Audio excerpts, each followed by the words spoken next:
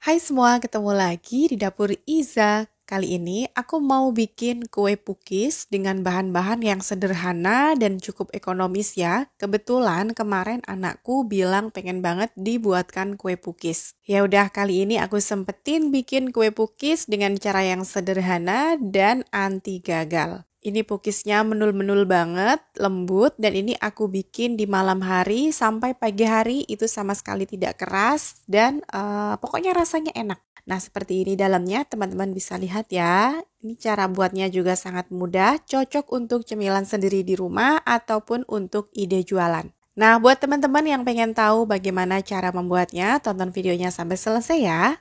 Langkah pertama kita bikin adonan biangnya dulu, 1 sendok teh ragi instan ditambah dengan 4 sendok teh air hangat. Nah ini kita aduk-aduk ya.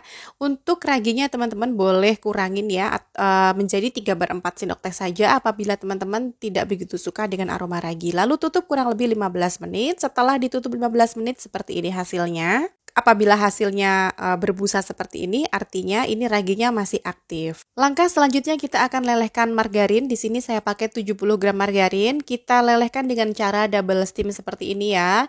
Airnya mendidih, lalu kita aduk-aduk margarinnya. Tidak perlu sampai meleleh semuanya, bisa kita angkat. Kemudian kita bikin adonannya ya. Ini gula pasir 100 gram ditambah 2 butir telur ayam dan sedikit vanili supaya tidak amis. Kemudian kita aduk dengan mixer.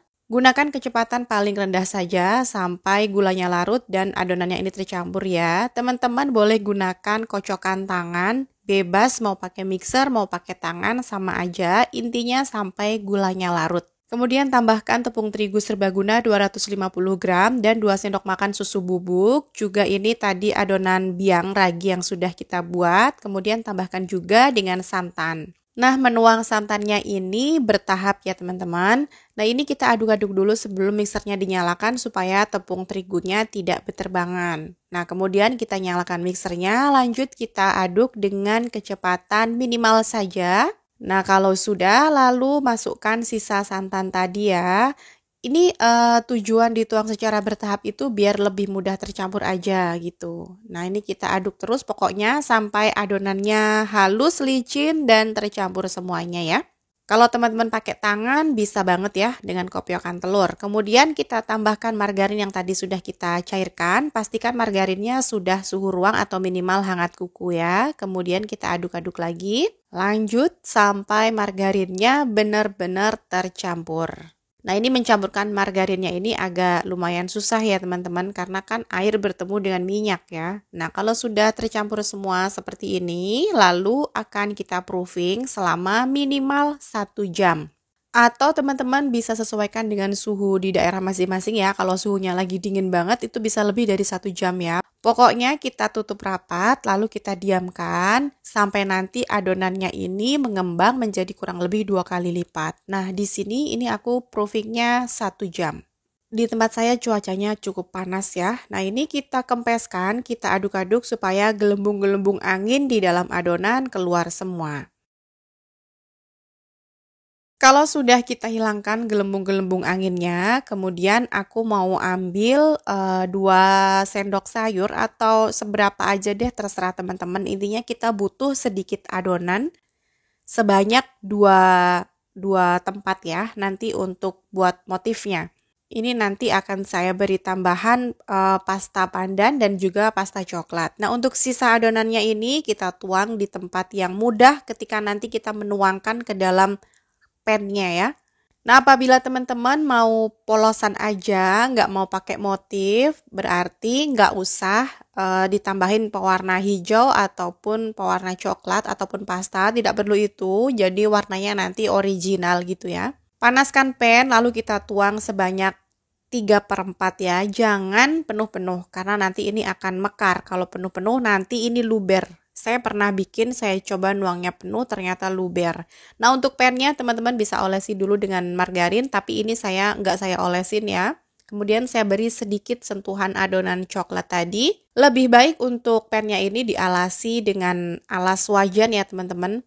Perhatikan di bawah pen saya itu ada alas ya, kayak plakat kayak gitu. Ini khusus untuk tatakan gitulah ya, supaya tidak cepat gosong bagian bawah pukisnya itu. dan pemanasannya lebih merata. Nah, ini kita gunakan api kecil saja ya teman-teman, supaya hasilnya bagus, matang sampai dalam dan bawahnya tidak gosong. Nah, ini bisa dicek ya, sudah kecoklatan atau belum. Dan ini belum kecoklatan, maka saya akan lanjutkan memasaknya beberapa saat lagi.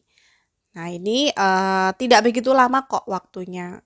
Tapi saya lupa sih nggak kasih menitan ya teman-teman. Jadi kurang lebih 10 menit kali ya. Nah, kemudian kalau sudah matang, ini kita bisa ambil, kita angkat seperti ini ya. Dan apabila teman-teman ngangkatnya ini menggunakan sutil seperti punya saya ini, yang sutil gagang kayu, ini tajam ya. Apabila teman-teman pennya itu yang model teflon, hati-hati banget supaya tidak tergores. Lalu saya akan nyoba dengan yang diberi olesan margarin di pennya ya. Nanti kita lihat seperti apa hasilnya. Bagus mana antara pakai margarin dan tidak pakai margarin.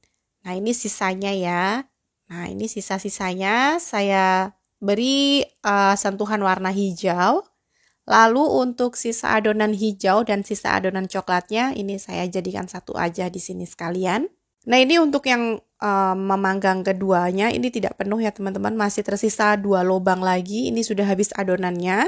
Jangan lupa ditutup ya teman-teman, kalau sudah matang bisa kita angkat lagi. Satu adonan ini kalau gunakan pan seperti punya saya, ini jadi 18 pieces teman-teman. Tapi ini hasil cookiesnya lumayan gemoy dan besar-besar ya teman-teman ya. Nah, kalau sudah ini mumpung masih panas-panas, langsung saja kita olesi dengan mentega atau margarin di bagian permukaannya ya. Lebih baik kita ratakan, dibolak-balik ini semua kita olesi mentega atau margarin, tujuannya supaya ketika dingin ini kue cookiesnya tetap lembut permukaannya, tidak keras gitu. Olesinnya selagi masih panas ya teman-teman. Nih hasilnya ya, seperti ini cookiesnya, cantik banget kan? Ini permukaannya tetap oily gitu loh, tetap lembut karena kita olesi dengan margarin tadi. Nih, dalamnya seperti ini ya. Ini benar-benar menul-menul banget. Pokoknya ini enak banget. Teman-teman semuanya wajib mencobanya ya. Kalau teman-teman ikuti step by step yang sudah saya jelaskan, kemudian takaran bahan-bahannya juga sesuai, insya Allah nggak akan gagal. Kalau teman-teman kurang suka dengan aroma ragi atau aroma permipan, teman-teman bisa kurangin takaran raginya. Tadi ini saya pakai 1 sendok teh, teman-teman bisa pakai 3/4 sendok teh. Mau pennya dioles dulu dengan margarin atau tidak, hasilnya sama aja, tidak lengket ya. Nah, aku mau tunjukkan perbedaan yang saya oles margarin dengan yang tidak ya. Ini yang warna hijau, tadi saya oles dengan margarin, yang warna coklat tidak saya oles dengan margarin pennya. Permukaannya berbeda ya, lebih halus permukaan yang tidak saya oles dengan margarin, lebih halus permukaan yang cookies coklat kan. Oke, sekian dulu masa kali ini, selamat mencoba.